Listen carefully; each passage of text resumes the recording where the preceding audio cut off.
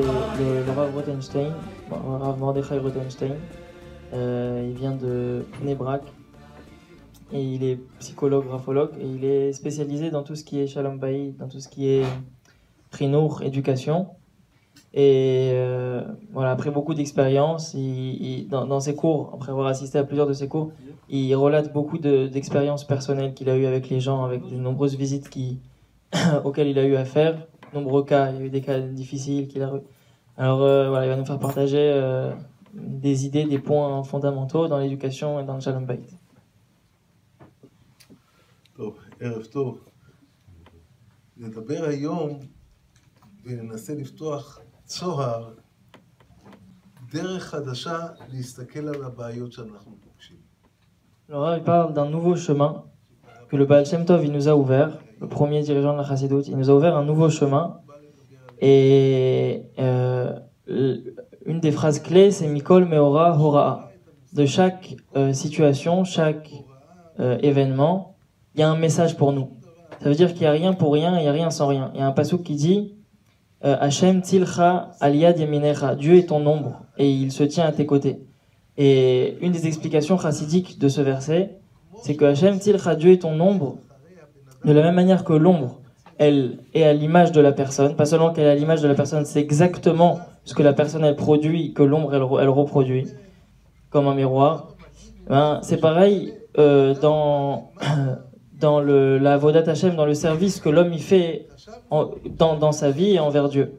Le Rav dit, nous, au début, les gens ils pensaient que le monde il se comporte en fonction de ce que Dieu il décide. Il y a un patron et la société elle se comporte en fonction du patron.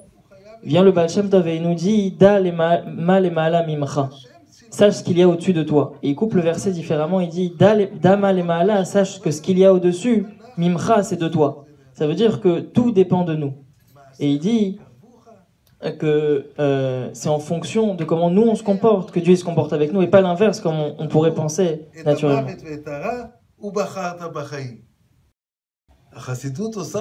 La Chassidut, elle grandit, elle nous donne la grosse tête. Comme ça, c'est les mots du Rav, Magdil Roche. Ça veut dire, nous, on pourrait penser que c'est là pour nous rendre plus humbles, mais l'humilité, c'est pas forcément d'être rien du tout, au contraire. La Chassidut, elle nous apprend une des premières choses, un des premiers messages, c'est Bishvili Nivra Haolam. La Mishnah, elle dit, pour moi, le monde a été créé. Le monde, c'est le même mot que Helem. Helem, c'est le voilement, ça veut dire, c'est tous les endroits où on rencontre une difficulté. Et si on traduit la Mishnah avec cette optique-là, ça fait, pour moi, les difficultés ont été créées. Pour moi, le monde a été créé, le monde égale Helem, voilement, difficulté. Pour moi, le monde et les difficultés, ils ont été créés. Ça veut dire quoi pour moi, ils ont été créés? Alors, le Rav, il dit qu'on est... Il y a un pasuk qui dit c'est à cause de nos fautes qu'on a été exilés. Dieu, il ne nous a pas exilés pour rien, c'est nous qui avons entraîné notre propre exil. Et de même, nous, dans notre vie aujourd'hui, on est responsable de tous nos actes. Et on est responsable des conséquences, pas seulement de nos actes, mais on est responsable des conséquences de nos actes. Alors, un exemple qui ramène, c'est qu'une personne qui marche sur une vis, sur un clou, la plus grande tova, le plus grand bien que Dieu il a fait à l'homme après qu'il ait marché sur le clou, c'est qu'il est mal. Pourquoi qu'il est mal? A priori, ça aurait été mieux qu'on ait pas mal. Mais si on n'avait pas mal, le sang il se serait vidé et qui sait qu'est-ce qu'il aurait pu se passer. Le mal il est là pour nous indiquer, il y a quelque chose à réparer ici, va vite à l'hôpital, va vite te mettre un pansement. Et il dit de même dans la vie. Le mal il n'est pas forcément dans le pied, il peut être aussi dans la neshama. Et quand quelqu'un il a mal dans la neshama, dans le nefesh, à l'intérieur de lui, dans son cœur, dans ses sentiments, on lui fait mal quelque part, c'est une hora'a, c'est un message pour lui dire t'as quelque chose à réparer ici. T'as quelque chose à réparer ici. Et alors ça c'est pour introduire ce que le Rav va continuer à dire. Et il dit c'est pareil dans un couple ou avec les enfants. Quand l'autre il fait mal, c'est un message et une flèche pour nous dire c'est là que tu dois réparer. Toi tu dois réparer et pas chez l'autre. Dans la relation d'un homme avec sa femme, on peut retrouver le même point qu'il a dit généralement. Il y a un pasuk qui dit, premier pasuk de la Torah qui nous présente la relation entre l'homme et la femme, il dit Loto veyot à Adam levado et selo ezer kenegdo. Il n'est pas bon que l'homme il soit seul, je vais lui faire une aide contre lui. La Gemara demande une aide ou contre lui, pas ensemble. Et la réponse que la Gemara dit c'est Zacha Ezer, Lo Zacha Kenegdo. S'il mérite, alors elle sera pour lui une aide. S'il mérite pas, alors elle sera pour lui quelque chose, elle sera contre lui. Et la Chassidut elle explique Zacha, le mot mérite, c'est pas seulement mérite, mais c'est la chaîne Zach, Zach ça veut dire raffiné. Si la personne il se travaille et il prend sur lui de faire des efforts pour accepter l'autre, alors à ce moment-là, Ezer, la femme elle va être une aide pour lui. Si l'ozacha, ça veut dire qu'il cherche toujours à réparer le problème chez l'autre, mais lui il se raffine pas, l'ozacha, il va pas se raffiner. Alors qu'Enegdo, la femme elle va être automatiquement contre lui, elle va lui renvoyer son image jusqu'à ce que lui il vienne à se travailler lui-même. Alors c'est évident que le Rav dit ici, c'est marqué Megalgelin zechut aliede zakai ve chov aliede chayav. Ça veut dire que le bien on le fait passer par une personne bien et les dettes, on les fait rembourser par des gens qui sont chayav. C'est-à-dire, si dans un couple, par exemple, le mari ou la femme, elle se comporte pas bien avec l'autre, d'un côté, c'est un message pour celui qui a reçu le coup spirituel, le coup sentimental. C'est un message qui doit se réparer. Ça veut pas dire que l'autre, il a pas tort. Évidemment que l'autre, s'il lui a fait du mal, il doit aussi se corriger. Mais principalement, comment nous, on doit recevoir les choses. On doit les recevoir pas comme elle est pas bien parce qu'elle m'a donné un coup, mais comme j'ai reçu un coup, qu'est-ce que je dois faire avec ce coup? Où est-ce que je dois aller chercher la réparation, le tikkun. Avec les enseignements de la Chassidut et du Rabbi, on arrive à un esprit complètement différent duquel on était jusqu'à maintenant et à une nouvelle compréhension, une nouvelle appréhension des choses. Réparer le monde, très difficile. Il y a autour de nous toujours des gens qui s'opposent et aller réparer là-bas, aller chercher le problème là-bas, toujours, c'est la première réaction de l'homme, c'est très difficile. Alors le Rabbi dit, le problème, on doit aller le chercher chez nous. Effectivement, s'il y a un chemin d'entente possible et que facilement, si on va discuter avec Ahavat Israël, avec du cœur, on va réussir à faire entendre l'autre personne ce qu'il a besoin d'entendre. Alors c'est le chemin le plus simple. Mais des fois, c'est très difficile de faire bouger une personne de l'endroit où il se trouve. Que ce soit dans un endroit matériel ou dans un endroit spirituel. Là où il se trouve, dans ses positions, dans ses façons de voir, dans ses façons de penser, dans ses façons d'agir, dans ses façons de ressentir, c'est très difficile de le faire bouger. La solution, c'est d'aller réparer à l'intérieur de nous. Qu'est-ce qui se passe quand on répare à l'intérieur de nous? Alors ça, c'est ce que la Chassidut nous dévoile, c'est que automatiquement le problème chez l'autre, il va être résolu. Un exemple concret dans la vie de tous les jours. Il dit quand on marche dans la rue, on voit, souvent ça peut arriver, un chien qui commence à s'approcher et à aboyer. D'avoir peur, le chien il ressent la peur que la personne est là. Et il aboie encore plus. Avoir encore plus peur, ça l'amène il peut même arriver à nous mordre. C'est quoi la solution pour qu'il parte? C'est pas d'être en victoire, c'est pas de se battre avec lui ou de lui faire, c'est de ne pas le considérer. Il dit toute la force que le chien il a, c'est de notre peur. Notre faiblesse, elle est sa force. La force du mal, elle est la considération que l'homme il lui attribue. En fonction de la considération qu'il lui attribue, la force elle augmente. Et s'il déconsidère le mal ou ici le chien ou alors l'épreuve, alors il enlève la force de l'épreuve et automatiquement les choses elles s'arrangent. Pour faire descendre tout ça encore plus dans la vie de tous les jours et en particulier dans un couple entre un homme et sa femme, toujours cette idée que le problème il est pas là-bas. Là-bas ça veut dire chez l'autre, ça peut être d'un côté ou de l'autre, mais il est à l'intérieur de nous. Et dans l'exemple du clou, celui qui marche sur le clou, l'erreur, elle a été au moment où il a marché, mais le mal qui en découle du fait qu'il a marché sur le clou, c'est déjà une partie de la solution. C'est déjà un indicateur pour lui dire « va vite te réparer là-bas ». Alors, Rav il ramène une histoire qui lui est arrivée personnellement. Quand il était à New York, il y a quelques années, il était dans un basement, il était logé au 770, à côté, dans un basement. Il y a un jeune homme qui vient le voir le soir et lui dit « voilà, je me suis marié il n'y a pas très longtemps, j'ai pris une décision ferme, sur laquelle je ne vais pas revenir, mais je voudrais juste en parler quand même pour que tu confirmes que j'ai bien raison. Voilà, j'ai envie de divorcer et c'est tout. Alors il lui a demandé la raison et il lui a dit voilà, ma femme, on était bien, etc. Un jour, on était à Motsai Shabbat, on est parti marcher ensemble et elle a vu une montre dans la vitrine d'une grande valeur. Et nous, on a des moyens tout petits. Et on n'avait certainement pas les moyens d'acheter une telle montre. C'était une montre qui valait $4,000. Et lui, il voulait tellement faire plaisir à sa femme, il s'est dit dans sa tête, mais il a dit, je vais lui faire une surprise, et dans 3 mois, j'aurai cette montre. Alors comment un jeune homme qui vient de se marier, il récupère $4,000? Alors chaque chose, il a fait un effort. Au lieu de prendre le bus, il a emprunté le vélo de son voisin. Le soir, il faisait semblant qu'il allait jouer au basket un petit peu et en vérité, il était en train de travailler un peu plus pour récolter encore des sous. Et avec tout ça, il a été dans un gmach emprunté $1,000 qu'il a remboursé sur un an Et à la fin, il a réussi à avoir tout ça. Il achète la montre. Et plein d'entrain, il va voir sa femme. Et il lui dit, j'ai un cadeau pour toi. Il lui montre la montre. Et là, elle lui dit, mais t'es fou. Tout cet argent, t'as dépensé. T'es tombé sur la tête. Et là, il lui dit, et depuis ce moment-là, j'ai décidé que c'est fini. Voilà, moi, je fais tous ces efforts et elle ne reçoit pas. Alors, il va voir le Rav en se plaignant. Il lui dit, j'ai pas raison. Et... Alors, le Rav lui dit, quel était ton ressenti au moment où elle t'a dit ça? Alors, il dit, au moment où elle m'a dit ça, j'ai ressenti j'ai été vexé jusqu'au plus profond de moi-même. Il lui dit, mais tu l'aimais? Il lui dit, oui, tu dis bien, je l'aimais au passé. Je l'aimais jusqu'à ce moment-là. Il lui dit, mais moi j'ai toujours appris en chassidoute, c'est le Rav qui lui répond, j'ai toujours appris en chassidoute, que quand on aime quelqu'un vraiment, alors on n'est pas vexé du manque de considération qu'il a aux égards de ce qu'on lui a fait. Et le jeune homme, il réplique en disant que lui, il a toujours compris le contraire. Moi, je suis vexé des gens que j'aime, parce que je les aime.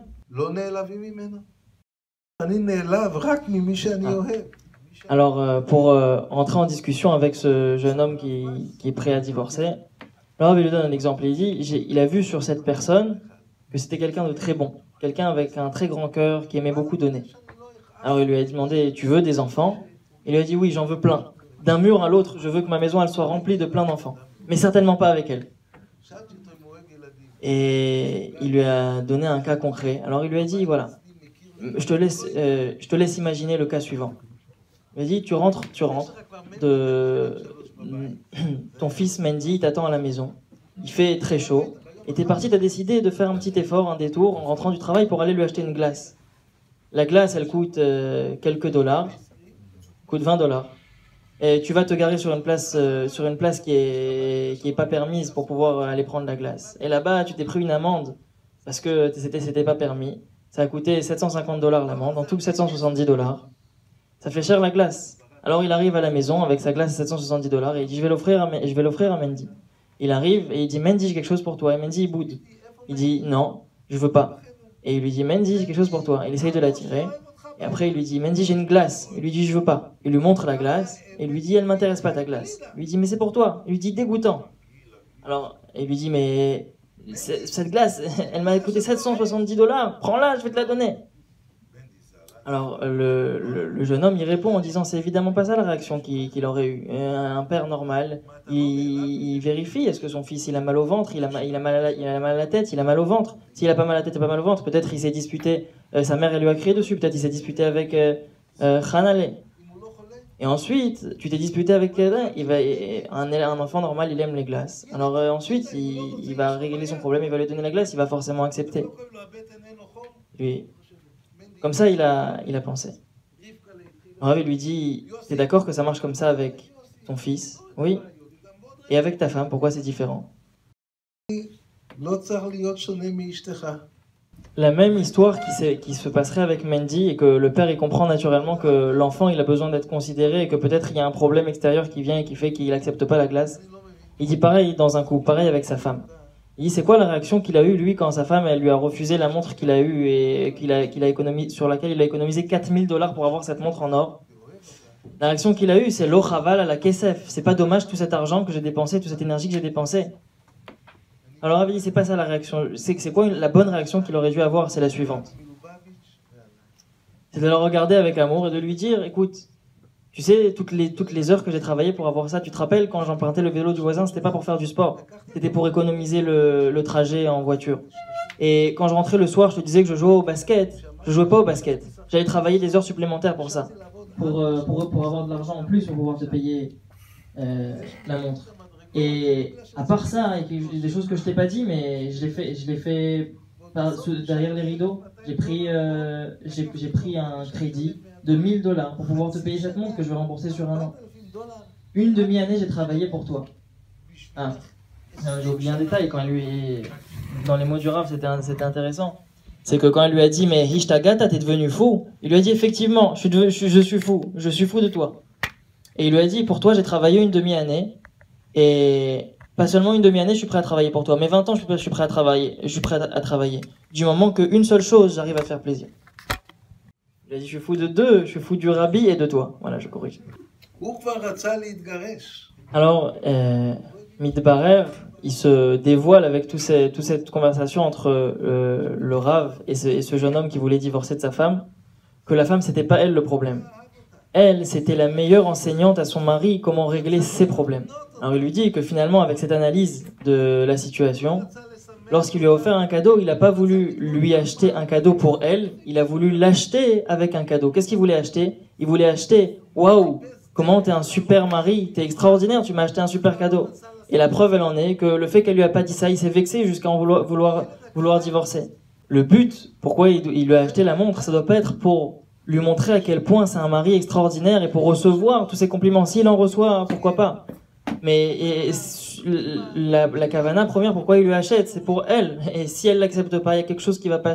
Il y a quelque chose qui va pas. Il faut aller chercher. Pourquoi ça va pas? Mais pas être vexé. Ça, c'est la première réaction que l'homme il a eu. Alors, il donne un exemple qu'un enfant qui va dessiner des beaux dessins et les faire et les amener à son père. Lorsqu'il lui amène les dessins, l'enfant il le fait sûrement par amour, mais il attend derrière que sa mère elle lui dise waouh. Qu'est-ce que tu dessines bien, qu'est-ce que t'es fort, extraordinaire ton dessin. Et si sa mère elle le fait pas, si son père il le fait pas, alors c'est possible que la semaine prochaine, la semaine d'après, il va pas lui refaire de dessin. Ça montre rétroactivement le fait que la semaine d'après il lui a pas fait de dessin, que la raison pour laquelle il a fait le dessin, c'était pour être mitkabel, pour pouvoir être considéré, pour pouvoir avoir de l'attention de sa mère. Ça, c'est l'enfant de 5 ans qui fait un dessin pour sa mère ou pour son père. Ce même enfant de 5 ans, hein, il arrive 20 ans plus tard, il a 25 ans. Maintenant, il a un petit enfant, il rentre du travail. Quand il rentre du travail, il a vu des beaux dessins sur le chemin, il est parti en acheter. Il a offert à son enfant. Il lui a dit waouh, j'ai envie de te faire un cadeau et je te fais ce cadeau-là. Évidemment que le cadeau, dans un sens ou dans l'autre, c'est pas le même. Quand le père il fait le cadeau à son enfant, il cherche pas que son enfant il lui dise papa, t'es un papa extraordinaire, waouh, combien tu m'aimes. Il veut simplement faire plaisir à son père. L'enfant il est pas encore assez mûr. Et il veut faire plaisir à son fils. L'enfant, il a pas encore la maturité de pas attendre de retour. Le père, quand il fait quelque chose pour l'enfant, il le fait pour l'enfant, il le fait pas pour attendre un retour. Sinon, ça montre son manque de maturité. Le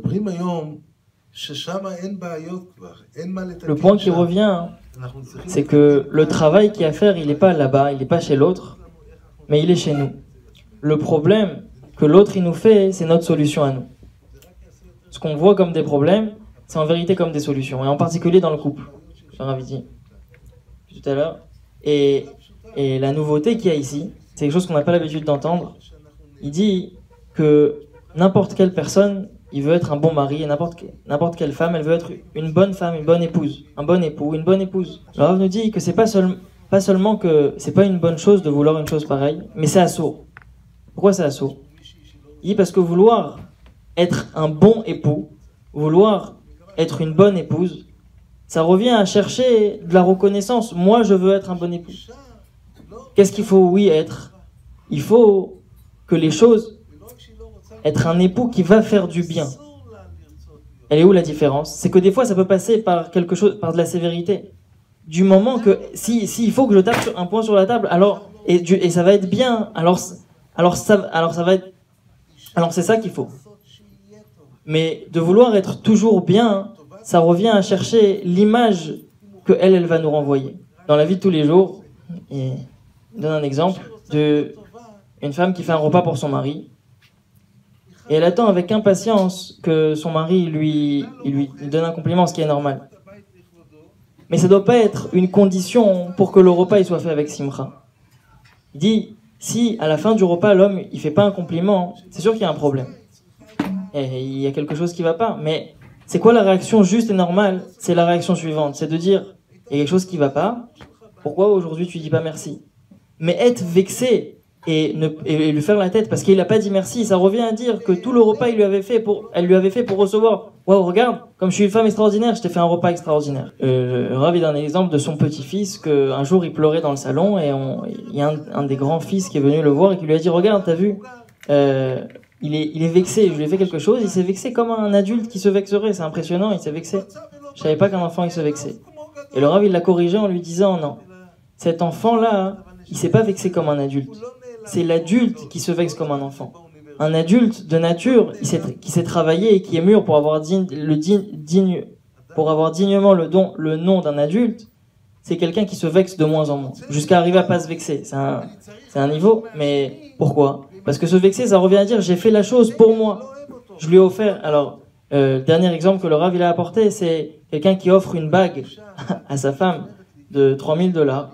Et la femme, elle lui dit, à chaque fois qu'il m'offre un cadeau de cette valeur, j'ai mal à la tête. Pourquoi j'ai mal à la tête? Parce que quand il m'offre un cadeau de cette valeur, je dois être à 100% reconnaissant, je dois lui faire des sourires tout le temps, parce que sinon il se vexe et il va être vexé qu'il a mis tellement, il a tellement investi et moi j'ai pas de retour, j'ai pas la force de moi de sourire, et elle a pas la force. Pourquoi? Parce que l'achat, il a pas acheté une bague pour elle encore une fois, mais il a essayé de l'acheter elle avec une bague. יושבים לידי פעם זוג. Un exemple d'un couple avec un mari qui était extraordinaire et la femme qui était comme une reine à la maison. Et le mari donnait tout à sa femme. Un jour, ils vont voir le Rav ensemble. Et le Rav et la femme, elle se plaint en disant « il m'aime pas ». Et le mari, très énervé, il dit « quoi? Je fais tout pour toi ». Et chacun de son côté, il commence à donner son argumentation. Le mari dit voilà, moi je fais tout pour elle, je donne tout pour elle, toute ma vie elle est pour elle, je lui offre sans arrêt des choses. Et elle est là, elle est comme ça dans le salon.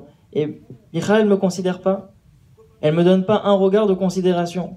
Et ça me touche très fort. Et la femme, elle se défend en lui disant comment tu peux dire une chose pareille? Et elle se défend en disant que c'est pas vrai. Il lui dit c'est toi qui m'aimes pas. Et là le mari il sort de ses gonds en lui disant tu vois, elle me dit ça alors que je fais tout pour elle. Cette année j'ai dépensé $1 million pour elle avec tout ce que je lui ai acheté. Et regarde ce qu'elle me dit. Et là la femme elle se met à pleurer et elle lui dit est-ce que tu peux lui expliquer la différence qu'il y a entre m'aimer et avoir besoin de moi?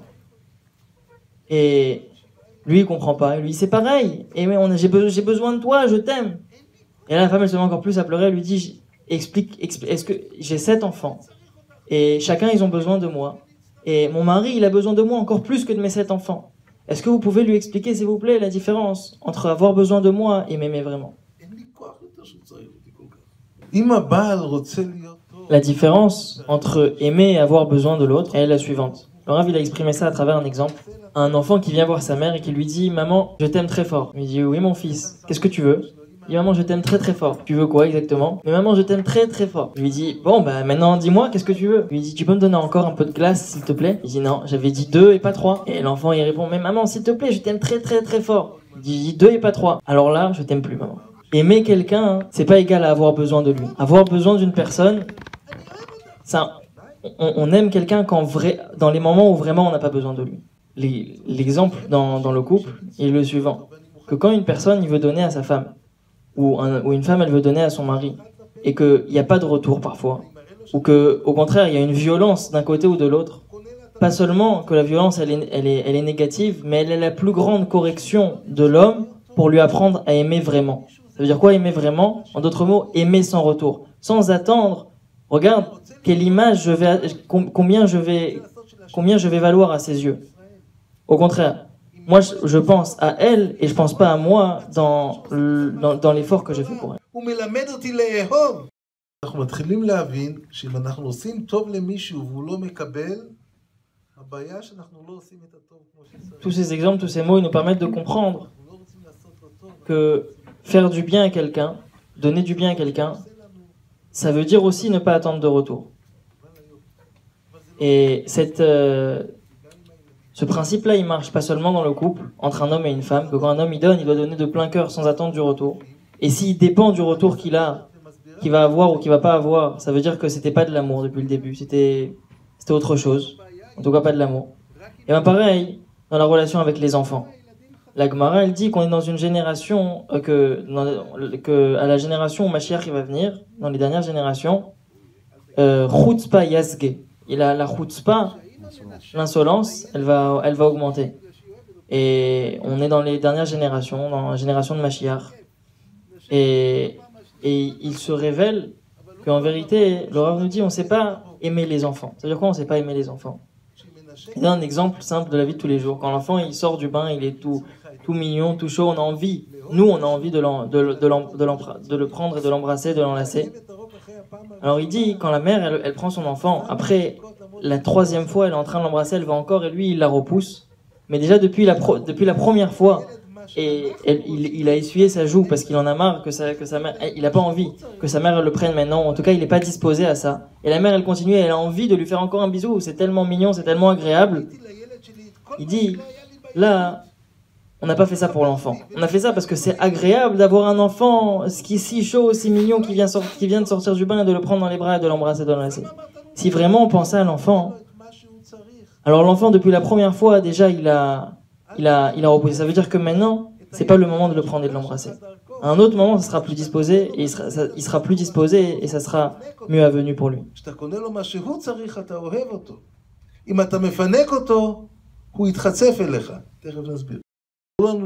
J'ai oublié de dire un point tout à l'heure qui était très important et qu'il a repris maintenant. C'est que parfois on veut faire des cadeaux aux enfants et l'enfant il reçoit pas. On dit mais toute ma vie j'ai voulu avoir ça, je l'ai pas eu, maintenant que moi je lui offre, alors il est pas prêt à l'accepter, mais moi j'aurais rêvé d'avoir ça. Il dit aimer l'enfant, ça veut pas dire combler ce que nous on n'a pas eu, ça c'est s'aimer à travers lui. L'aimer ça veut dire lui donner ce que lui il a besoin, qu'est-ce qu'il a besoin maintenant. Il faut regarder qu'est-ce que lui il a besoin. Il y a une des halachot de Beth Knesset de la synagogue. C'est qu'on n'a pas le droit d'embrasser les enfants dans la synagogue, normalement, parce qu'on doit leur montrer qu'il n'y a que l'amour de Dieu. Maintenant, si l'enfant, il est pas bien, il est malade, il a besoin qu'on le prenne et qu'il s'est fait mal, il est tombé, il s'est fait mal.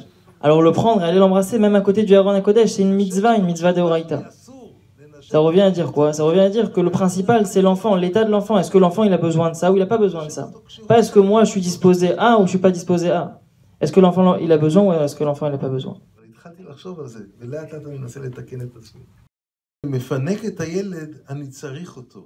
La nature humaine, elle veut que on ressent la relation de l'autre envers nous. Quand quelqu'un il a besoin de nous, il nous utilise ou il nous aime, on ressent très bien la différence qu'il y a entre chacune de ces trois situations. Et pareil, un enfant, même si ça, peut-être des fois ça n'a pas l'air, mais l'enfant il ressent très bien la différence quand nous on l'utilise, quand on a besoin de lui ou quand on fait les choses pour lui.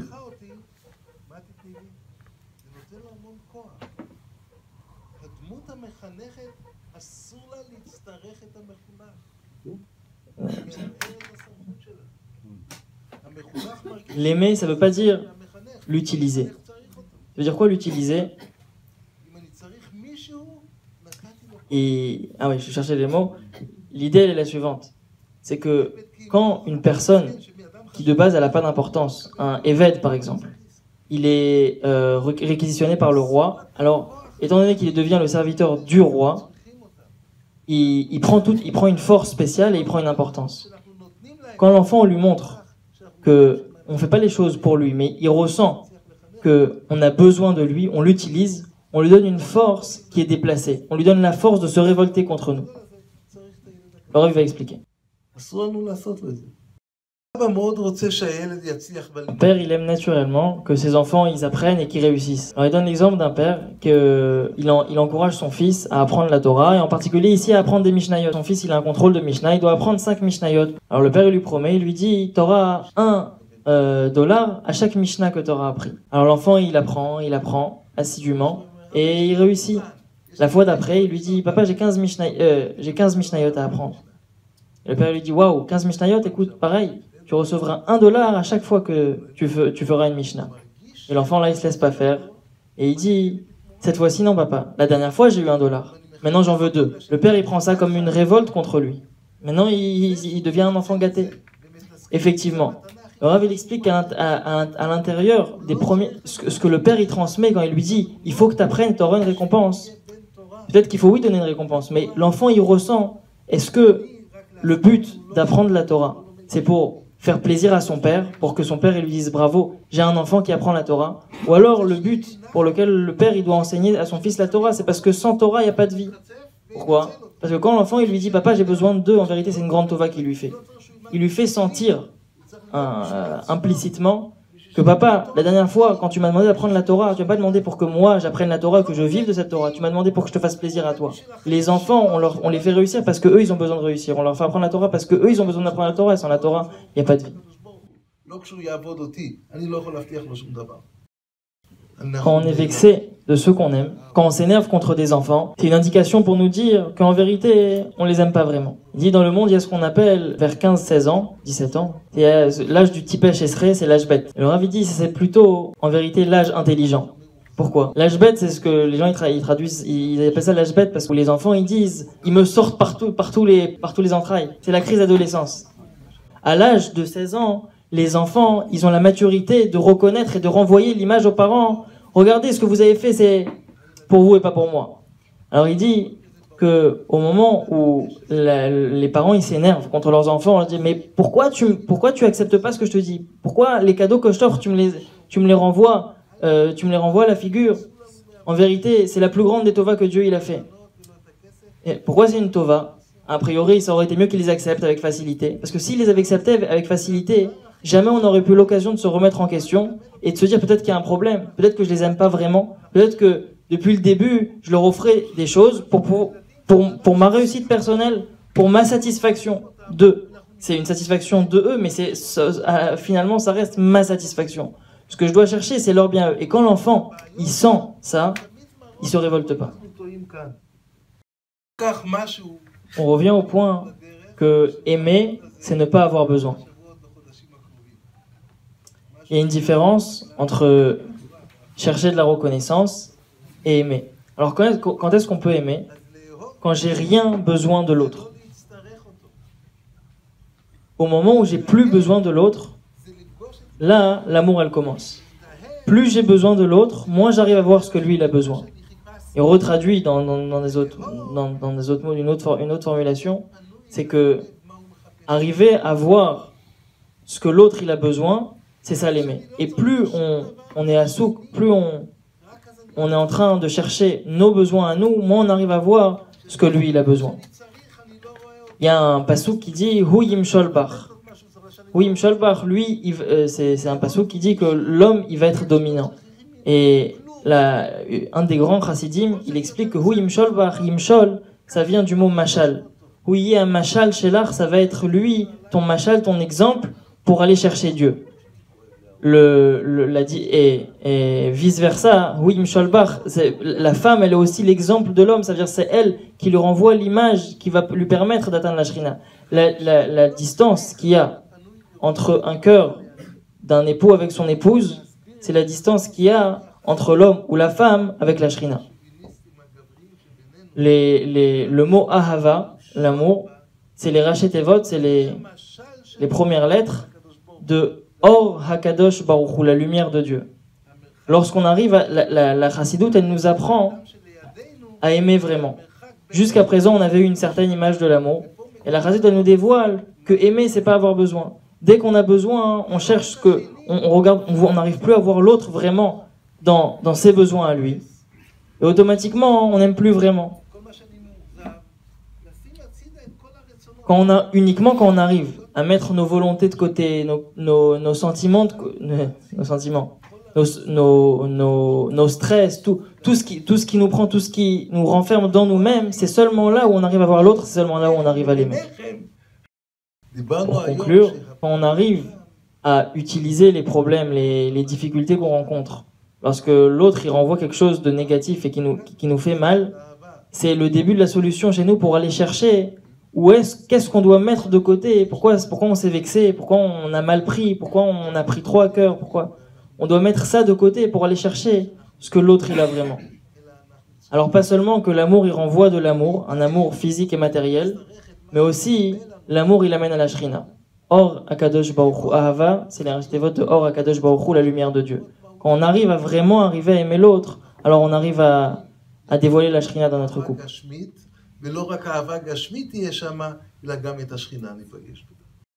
La Torah, c'est d'aller chercher le émet, d'aller chercher la vérité. C'est quand on aime l'autre, quand on regarde vraiment l'autre. Et quand on arrive à faire ce travail qui n'est pas un travail facile, à faire ce travail sur nous, pour aller chercher qu'est-ce que l'autre il a besoin, pour aller l'aimer, pour aller chercher la shrina. Alors il dit quand la shrina elle descend, quand la shrina elle est présente, alors il y a tout là-bas. Il y a de la parnassa, il y a de la bracha, il y a de l'amour, il y a de la simcha, il y a tout ce qu'il y a besoin, et y compris la geoula.